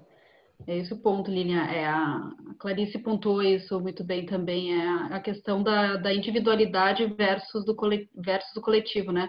A gente tenta trazer nas nossas capacitações, em toda fala que a gente faz sobre esse tema, esse impacto, né, das mortes no trânsito, trazendo essa analogia com os acidentes de avião, né, para tentar colocar de uma maneira mais palpável o impacto que isso tem, mas no frigir dos ovos é a pessoa dizendo assim, tá aí, o que eu tenho a ver com isso? Né? É um problema social muito grande, mas ainda não é comigo, ainda não foi comigo, mas até tem um vídeo, depois que vocês tiverem oportunidade, procurem no YouTube, que é uma propaganda que mostra assim uma pessoa sendo questionada, tipo assim, quantas pessoas você acha que podem morrer no trânsito? Aí a pessoa diz, não sei, 5 pessoas, eu acho que nossa meta pode ser 5 pessoas, 10 pessoas. E nisso entra 10 pessoas da família dessa pessoa. E daí o entrevistador disse, pode ser essas 10? Então, acho que a gente não sente o quanto isso é impactante até que chega no nosso vizinho, na nossa família, né? Essa é uma questão, assim, que está muito relacionada com nossa vida atual, como a Clarice pontuou, muito encapsulada no carro, no condomínio fechado, a pessoa tem a piscina em casa, já nem vai mais no clube, a pessoa pratica esporte na academia do prédio, já nem vai mais na academia. Então, a nossa sociedade está muito isolada, né? A gente está convivendo cada vez menos com pessoas, e pessoas diferentes da gente, né? Cada vez menos pessoas diferentes da gente. Então, isso eu acho que é um reflexo da gente não olhar para a sociedade como um bem, e mais para a nossa vida como um bem precioso. Eu acho que é o mal atual da nossa sociedade, né? E eu não sei a que custo a gente vai conseguir remediar isso. Talvez eu acreditava, né, que depois de uma pandemia, não sei, depois que a gente voltar para a vida normal, depois da pandemia, como é que vai ser a nossa consciência de espaço público, da valorização da rua como espaço público, será que a gente vai valorizar mais esses espaços de convivência com as pessoas? Não sei como é que a gente vai ultrapassar, mas a gente vai ter que ultrapassar essa barreira para a gente conseguir tomar decisões mais pensando no coletivo do que no individual. Obrigada. Eu acho isso mesmo, assim, essa pandemia minimamente, espero, né, que traga uma reflexão para todos e por isso que esses dados, de novo, eles são muito importantes. A gente precisa imaginar, além da perda, né, da morte, que é uma tragédia, que nenhuma morte é aceitável, né? Seja porque contaminou pelo Covid por uma falta de cuidado coletivo, seja por conta de um acidente, por conta de uma desídia qualquer. As mortes já bastam aquelas que são naturais e são dolorosas. Mas existe um gasto se a gente está falando de financiamento de mobilidade, financiamento de cidade, o gasto que se tem em função de um trânsito caótico, com reflexos na saúde pública, ele é gigantesco. Tanto das mortes quanto dos problemas respiratórios, né? Então, isso vai para onde? Quem que sofre? Quem tem o seu plano de saúde, consegue ser atendido lá no seu hospital particular, ok, ele está pagando por aquilo. E sim, e o sistema, e o SUS? O nosso SUS que fica abarrotado, houve um evento na faculdade, ali no Hospital das Clínicas, com o professor Paulo Saldiva, de uma requalificação há 2 anos atrás, foi muito interessante, a gente levou inclusive os alunos do direito que modificaram a visão deles, exatamente para ver aquele complexo gigante, o que eles recebem de acidentes de trânsito é uma coisa assim surreal, é muito impactante isso. E isso também se reflete nesse gasto com esse orçamento. Então, eu acho que a nossa missão aqui é essa, trazer esse assunto. Nós estamos em ano de eleição, eu acho que é plano de governo que está sendo apresentado, eu acho que as pessoas precisam estar sensibilizadas para isso, e a gente precisa voltar a conviver, né? Eu acho que a pandemia trouxe para todo mundo essa certeza de que a solidão ela é muito difícil, né? A gente ama a família da gente, mas ficar assim confinado, todo mundo dentro do mesmo lugar, vai trazendo alguns embates, assim, uma necessidade de um pouquinho de recusar. Eu quero o meu momento, só o meu momento, eu quero dar uma caminhada, eu quero tomar um sol. Então, vamos torcer para que isso realmente aconteça, e essa acho que é a nossa função. E eu acho que essa, de novo, né, eu fico muito grata a vocês terem aceito o desafio para falar para um público tão diferente, porque os nossos tribunais são eles que vão decidir essas questões. A gente precisa construir profissionais do direito que consigam dialogar com todos os outros profissionais, entendendo todas essas funções da cidade. E aí eu acho que a gente consegue passar por uma mudança que fica mais visível e mais rápida. Quando a gente tem quando a gente tem uma decisão como essa, ela tem um impacto muito grande. E uma decisão que obriga alguém a fazer alguma coisa e a respeitar esse espaço, que é o espaço da caminhabilidade. Então, eu acho que o sucesso da nossa conversa aqui, que não seja a primeira, inclusive a gente tem um trabalho que está sendo desenvolvido que está relacionado com criança. Né? Espaço público e criança, rua e criança. Então, já fica aqui o convite para a gente se encontrar e começar a discutir mais e aprender bastante com vocês também. Então, eu estou muito contente, muito feliz.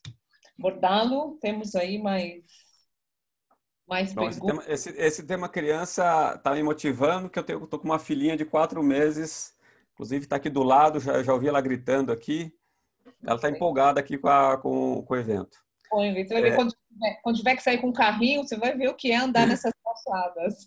Pois é.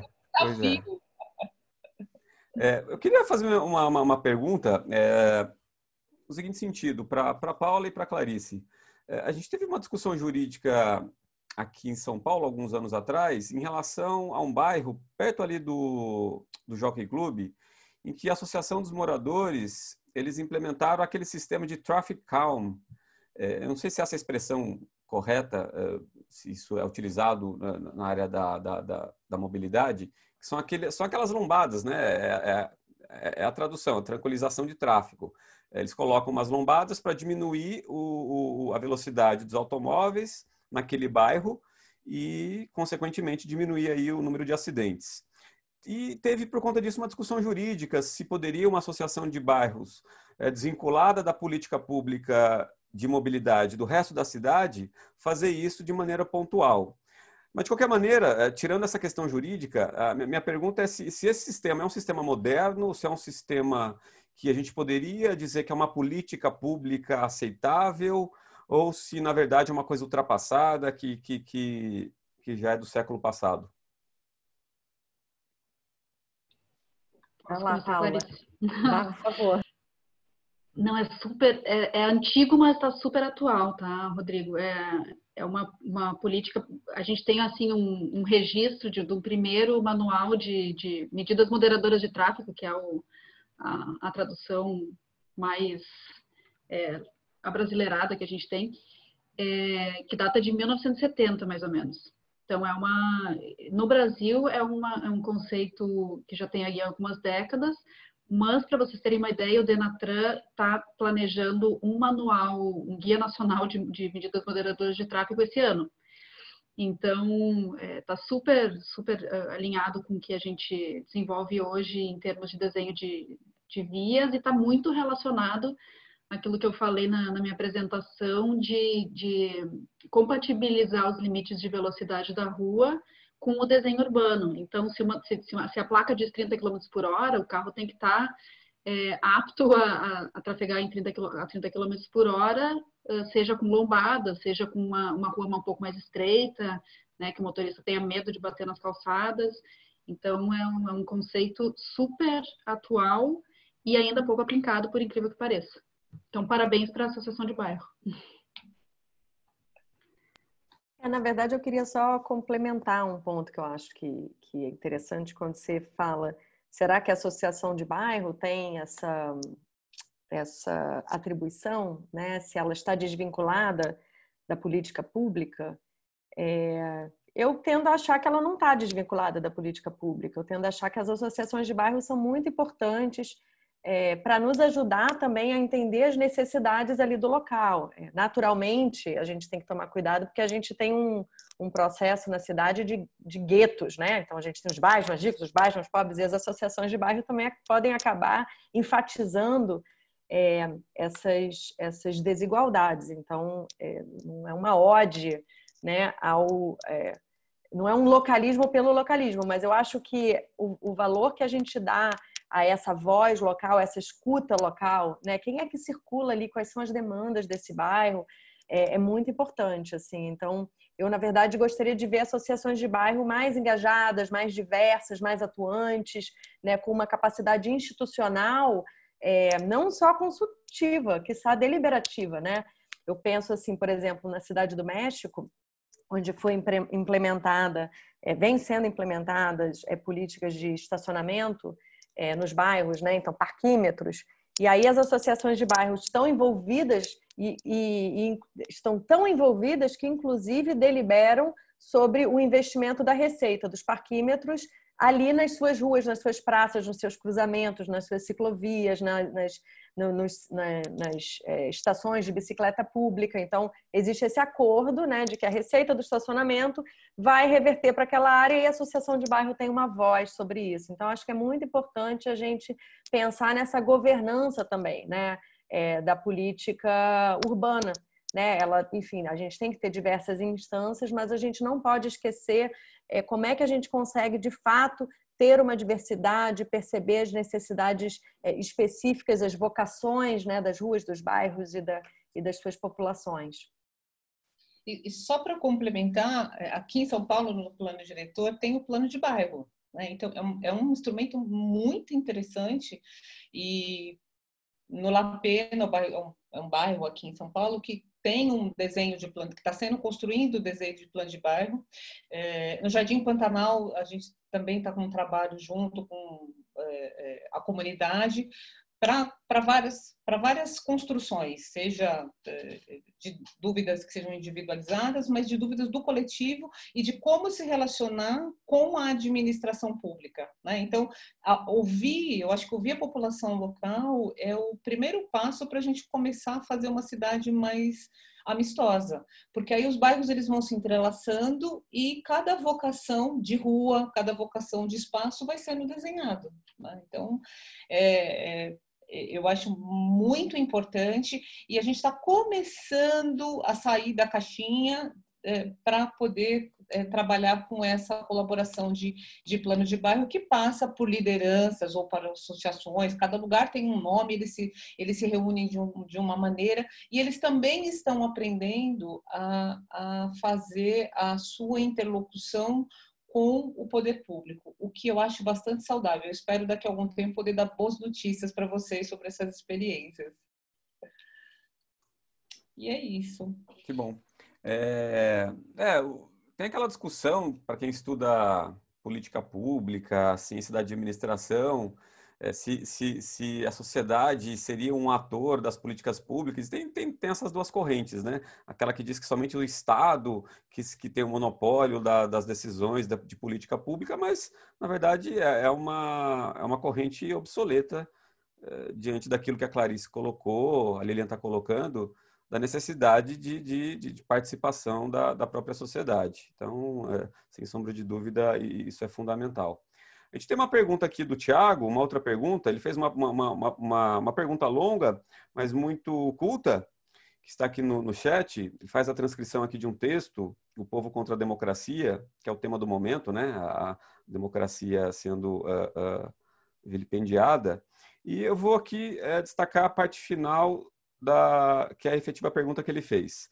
Os desenhos que contemplem ruas completas, eles dariam conta da totalidade das inovações contemporâneas? Ele deu alguns exemplos dessas inovações contemporâneas. Transporte por aplicativo e drones, que demandariam drones pontos, hubs, ou seja, segregariam ainda mais as calçadas.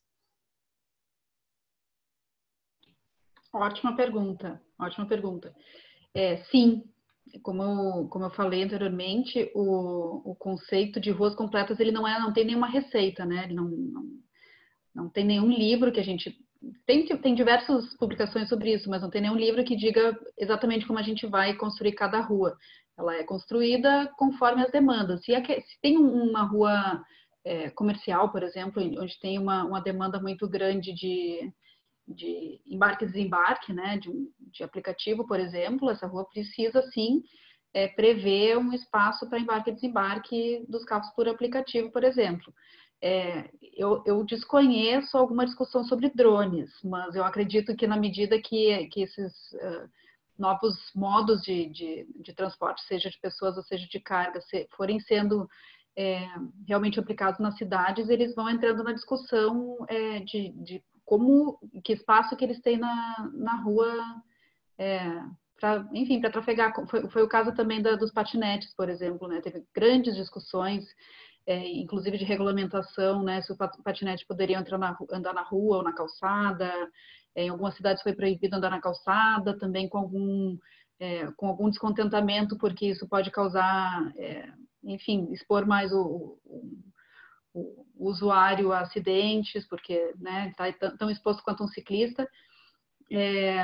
Mas, com certeza, cada vez que entra um novo modo de transporte na jogada, isso é discutido, que espaço que ele pode ocupar. Eu queria... Você vai falar, Lília? Você ia falar? Não. Ah, então tá. Eu queria colaborar com essa resposta também. De novo, eu estou aqui sendo a da sociologia, né?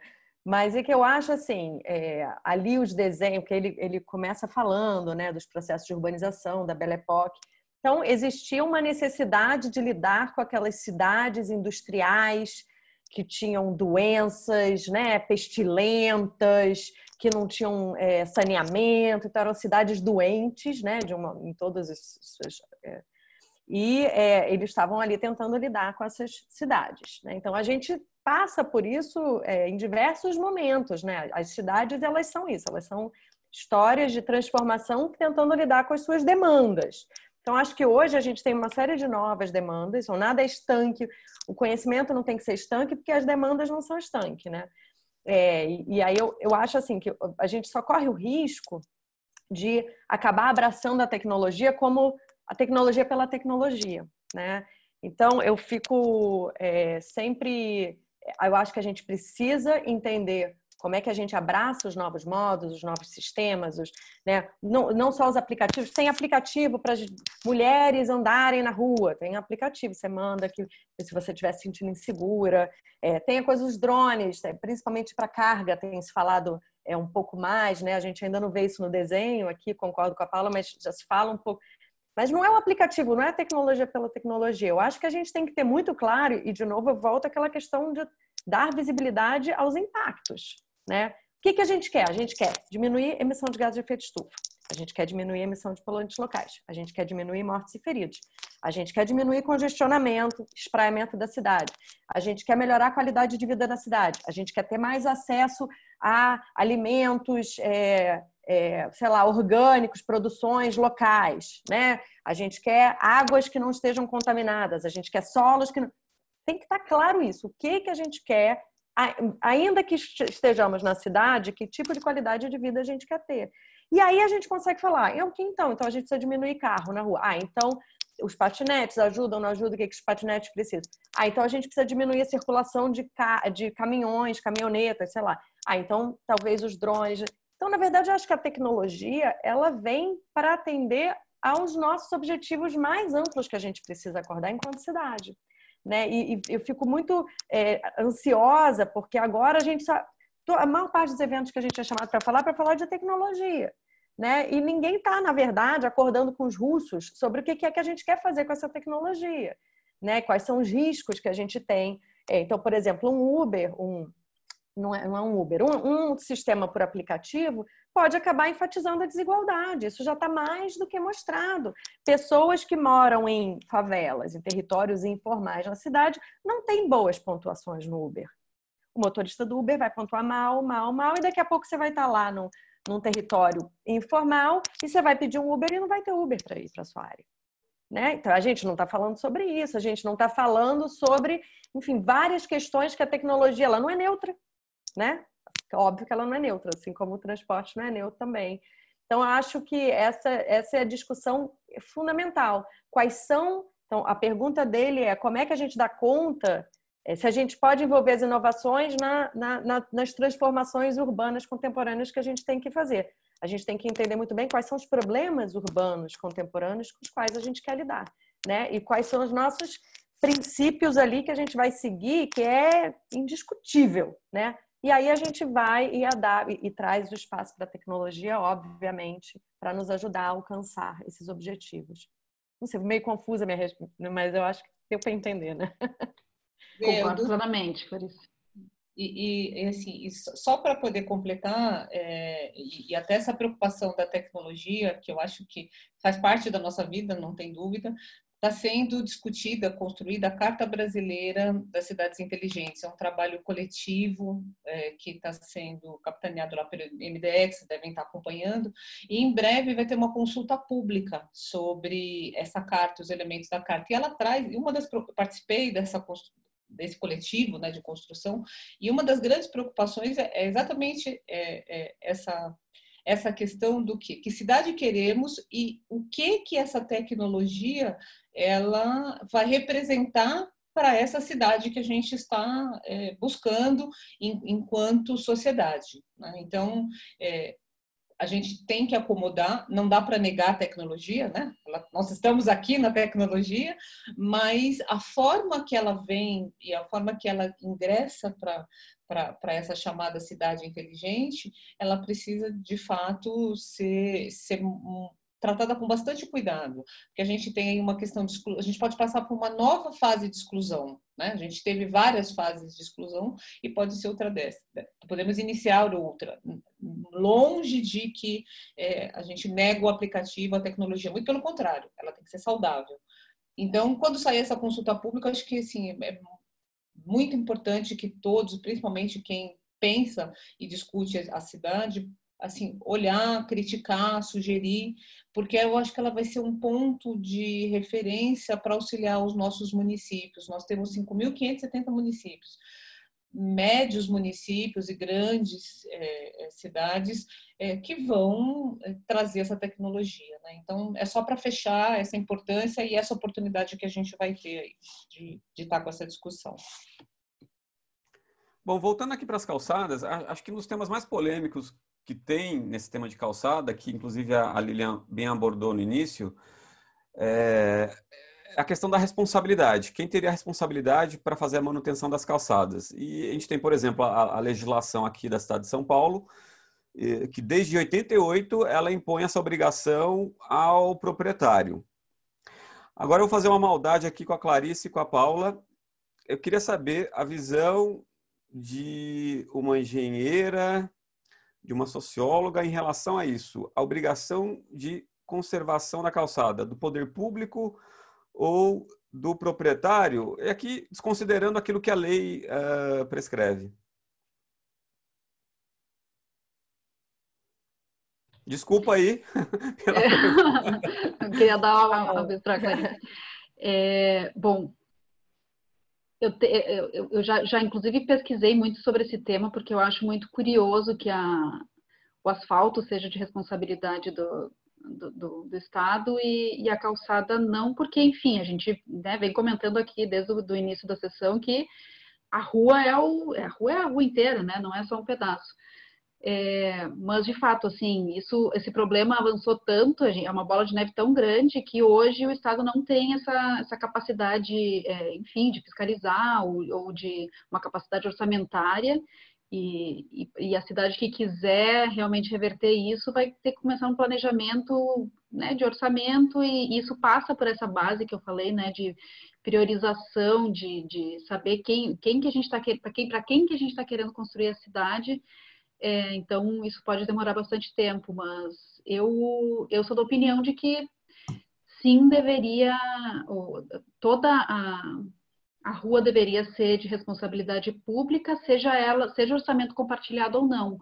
Por exemplo, a gente tem casos nos Estados Unidos, por exemplo, que a responsabilidade de execução e de pagar pela calçada é do proprietário, mas tem uma forte parceria do governo para fiscalizar. Às vezes, se a pessoa não tem condições financeiras, né, a cidade faz e cobra de outra forma.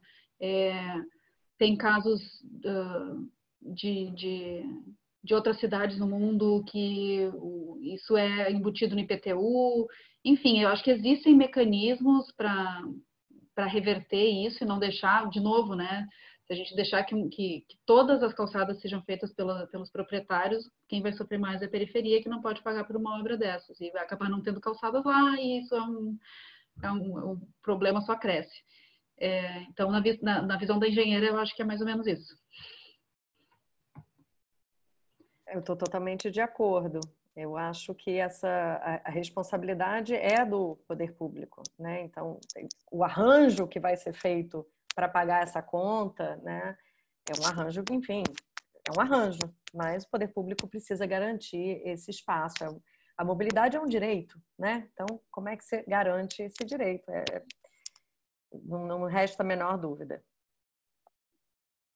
Eu concordo em gênero, número e grau. Bom, pessoal, estamos aí caminhando para o final aqui desse painel, então acho que seria interessante a gente colocar aí como palavras finais para a Lilian, para a Paula e para a Clarice, para a gente já caminhar para o final. Tá bem, então começamos com Clarice, depois a Paula e aí eu encerro. Tá bom. Bom, vou só pegar o gancho aqui de uma última pergunta que veio aqui, que eu achei que é uma pergunta boa, e aí eu encerro com essa fala, né? Que o Gleidson pergunta: podemos pensar a calçada como um espaço de lazer e desenvolvimento para a infância, né? Eu acho que a gente tem que pensar a calçada e a rua como, de fato, um espaço de lazer e desenvolvimento para todos os usuários, né? Os idosos precisam estar na rua, eles precisam encontrar pessoas, né? A gente sabe que quem não admira, né, quando estão lá jogando seu xadrez, ou enfim, é muito importante essa troca, né, para a experiência cidadã, né? É importante que uma criança pequena veja um idoso, é importante que o idoso veja a criança pequena, é importante que a gente entenda todas essas pessoas no nosso entorno. Então, eu vejo a rua, de fato, como um espaço de aprendizado, né? Um espaço de desenvolvimento de todos nós em nossos diferentes momentos da vida, né? Então, eu acho sim que é possível pensar em lazer. Eu acho que é fundamental a gente entender que a cidade não deveria ser somente um espaço que viabiliza a produção, né? É ser um espaço que viabiliza a vida em tudo que a gente precisa dela, né? Então, um espaço onde a gente também consegue estar para o lazer, para a troca, para a interação, para a contemplação. A gente cada vez tem menos espaço de contemplação na cidade, né? E eu acho que isso acaba impactando para que as cidades se tornem lugares insalubres, né? E para que que a sociedade como um todo se torne cada vez mais doente, porque a gente, né, só correndo de um canto para o outro o tempo inteiro, a gente não consegue parar, a gente não consegue contemplar, a gente não consegue respirar, a gente vive com medo, né, e pagando uma conta cara para isso. Enfim, pagando contas metaforicamente falando também. Então, eu acho sim que a rua precisa ser esse espaço de lazer e desenvolvimento para a infância, para os adolescentes, para os adultos, que também precisamos disso, porque, afinal de contas, estamos cada vez mais doentes também, estamos cada vez mais medicados e cada vez mais isolados e fechados e emparedados, né? E para a terceira idade também. Então, eu acho que essa é uma ótima forma para mim de encerrar. Eu queria agradecer muito Lilian e o Rodrigo pela oportunidade, pela conversa, e é sempre bom rever a Paula, é bom que a gente continue se vendo, né? Mesmo sem estar junto, e agradecer pela oportunidade assim da gente falar com um grupo tão diverso para nós, né? Fora da nossa bolha. Isso está sendo ótimo, porque precisamos furar nossas bolhas. Obrigada, boa noite. Bom, para mim também, vou começar agradecendo esse espaço, essa oportunidade de troca, né, com pessoas de diferentes áreas.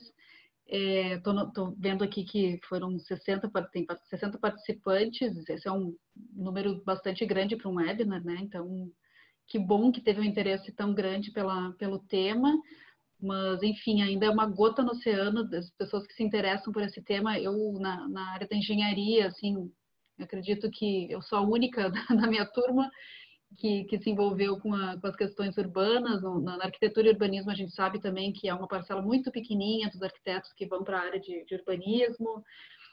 Acho que na área do direito também tem um espaço muito pequeno para isso desenvolver, sendo que esse é um tema social, né, essencial para qualquer pessoa deveria se interessar pela formação das nossas cidades, de como é que a gente se relaciona com as outras pessoas, né, então, claro, eu, como apaixonada pelo tema, sempre me pergunto como é que as pessoas não gostam desse tema e tentam se informar mais sobre isso, né.